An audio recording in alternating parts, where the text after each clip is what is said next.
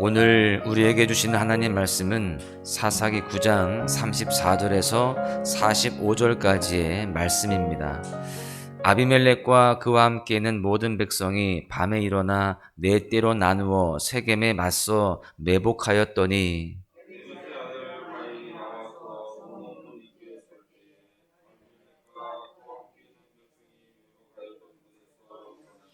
가알이 그 백성을 보고 수불에게 이르되 보라, 백성이 산 꼭대기에서부터 내려오는도다 하니 수불이 그에게 이르되 내가 산 그림자를 사람으로 보았느니라 하는지라.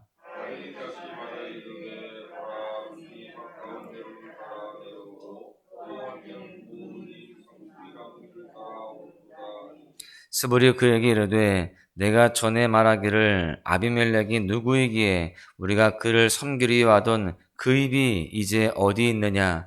이들이 내가 업신여기던 그 백성이 아니냐? 청하노니 이제 나가서 그들과 싸우라 하니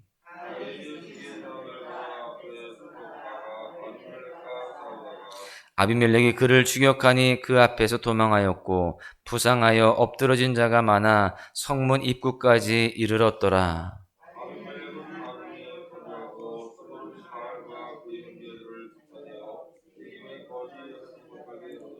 이튿날 백성이 밭으로 나오매 사람들이 그것을 아비멜렉에게 알리니라.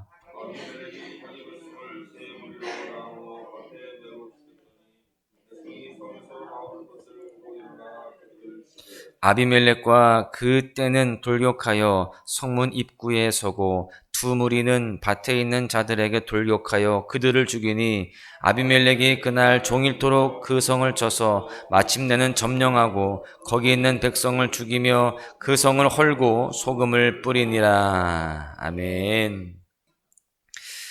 오늘 우리가 읽은 본문의 말씀은 세겜 사람들에 대한 심판의 내용이 나오고 있습니다. 하나님께서는요, 우리가 뿌린 대로 거두게 하시는 분이십니다. 은혜가 있고 또 감사가 있어서 그것을 뿌리는 사람들은 삶 가운데의 은혜와 감사를 거두게 하시고요. 또 반대로 미움과 불평을 심으면 그대로 거두게 하신다라고 하는 겁니다. 오늘 본문의 세겜 사람들은요, 기드온에게 은혜를 받은 사람들이었습니다. 기드온이 300명의 용사들과 함께 죽음을 무릅쓰고 미디안 군대와 전쟁을 해서 승리를 거두고 그로 인하여서 평안을 누리게 되었습니다. 이 모든 일이 다 하나님께서 하신 일이었어요. 그런데 하나님께서 그렇게 명령하신 대로 다 순종하여서 하나님의 뜻을 이룬 통로가 되었던 기드온과 그의 자녀들에 대한 감사의 마음, 은혜의 마음을 가볍게 여기는 것은 하나님이 기뻐하시는 일이 아니었습니다. 그런데 본문의 세겜 사람들은 어떠했냐면요, 은혜를 원수로 갚는 자들이었습니다. 은혜를 잘 심고 감사를 심었어야 됐는데 그렇지 않았다는 것이죠.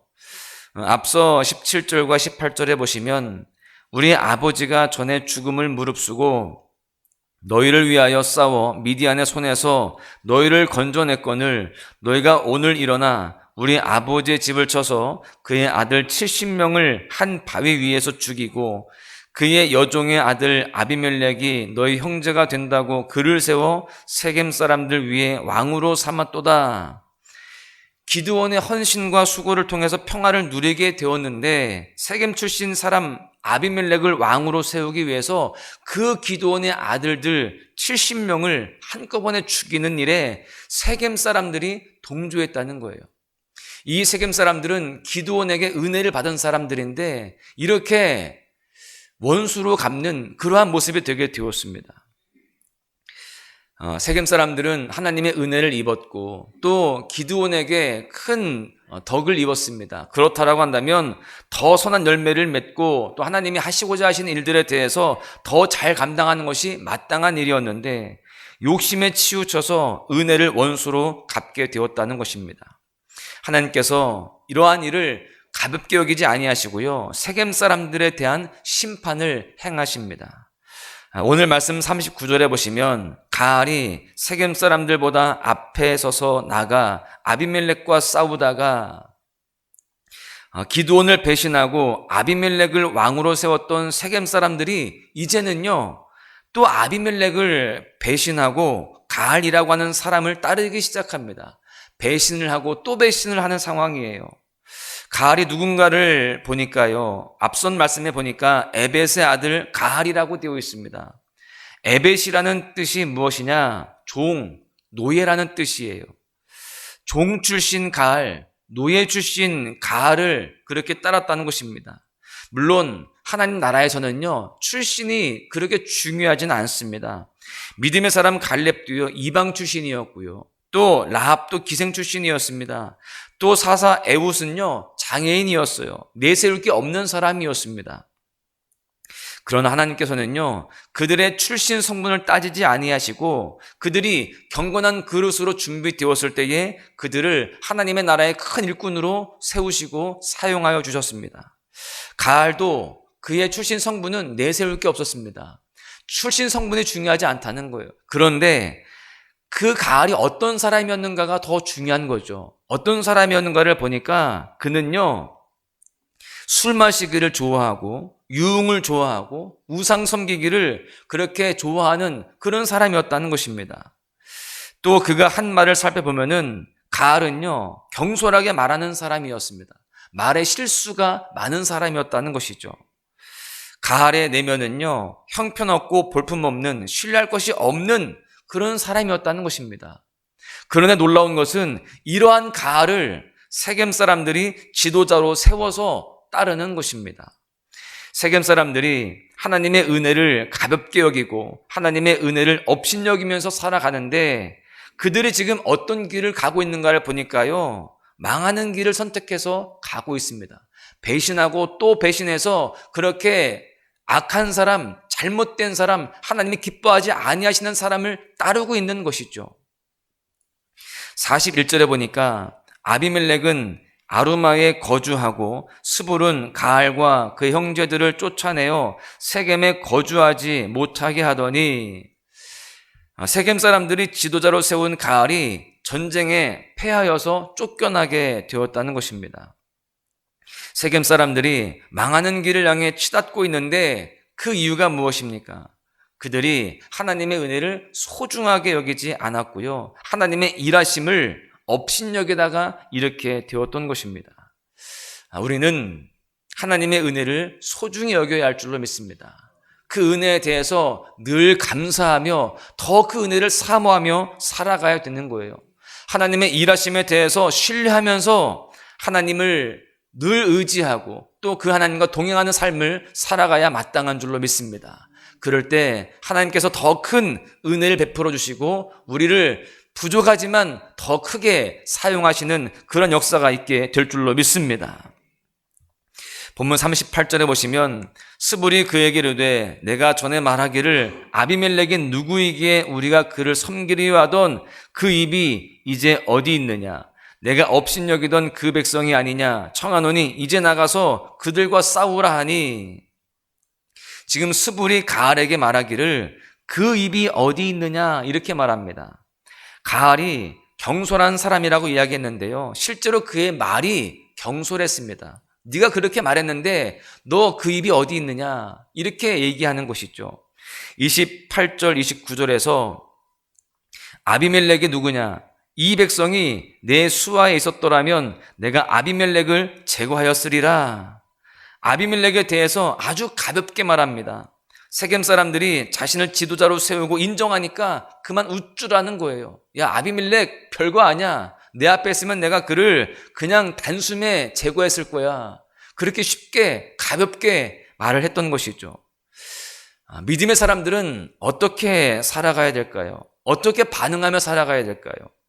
사람들이 인정하고 옹호한다고 해서 웃주라고 교만해지면 안 되는 것입니다.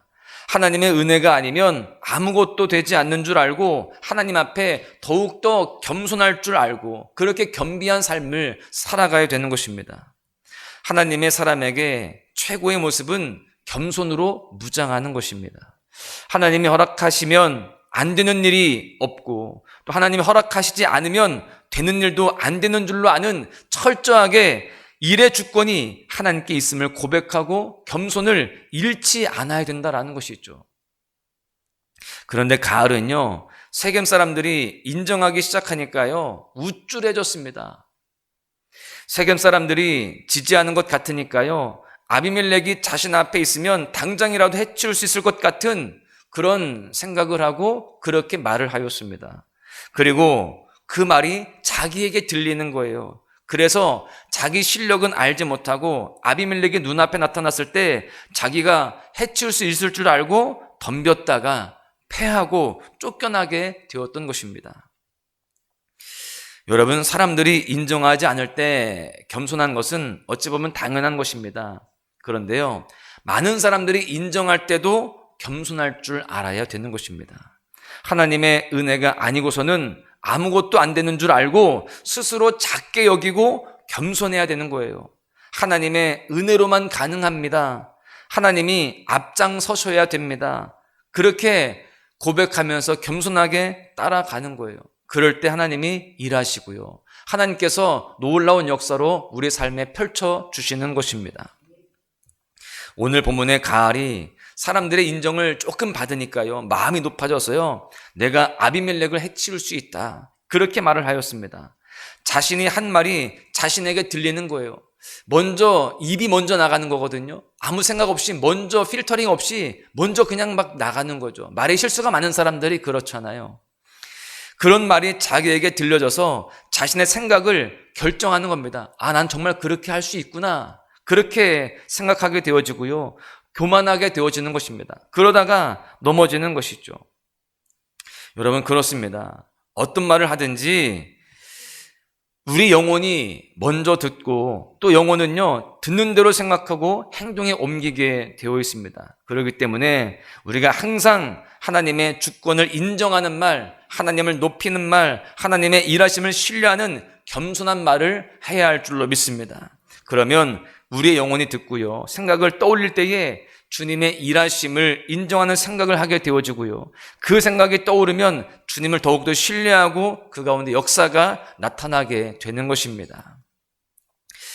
결론의 말씀을 드립니다. 본문 42절에서 이튿날 백성이 밭으로 나오매 사람들이 그것을 아비멜렉에게 알리니라. 세겜 사람들의 세웠던 가알이 전쟁에서 패하여서 쫓겨나게 되고요, 이제 그들에게 지금 남아있는 일이 어떤 일이냐를 보니까 아비멜렉의 심판이 있을 것입니다. 지금 아비멜렉이 그 모든 것들을 지금 다 아는 겁니다. 그렇다면 자신들이 잘못한 일에 대해서 뉘우치고 돌이켜야 되는 것입니다. 아비멜렉의 마음을 누그러뜨리려고 그렇게 더 노력해야 되는데 그들은 아무렇지 않게 이튿날 밭에 나와서 농사를 짓는 것입니다. 지금 자신들의 잘못을 알지 못하는 거예요.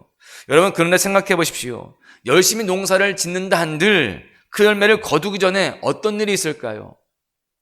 그 열매를 거두기 전에 아비멜렉의 심판이 먼저 있는 거예요. 내가 아무리 수고해서 무엇인가를 얻기 위해서 그렇게 노력한다 할지라도 그 전에 심판이 있으면 어떠한 것도 내가 거둘 수 없고 누릴 수 없는 것입니다. 우리가 앞날을 준비하는 것도 참 중요합니다. 그런데요, 앞날의 생사복이 하나님께 있음을 우리는 잘 알아야 됩니다. 그래서 시간과 정성을 들여서 하나님과 교제하고 하나님과 마음을 나누고 하나님의 뜻 가운데에 앞날을 준비하는 것이 더 중요한 것입니다. 하나님의 허락이 없으면 아무리 우리가 준비한다 할지라도 헛된 일이 되기 때문에 그렇습니다.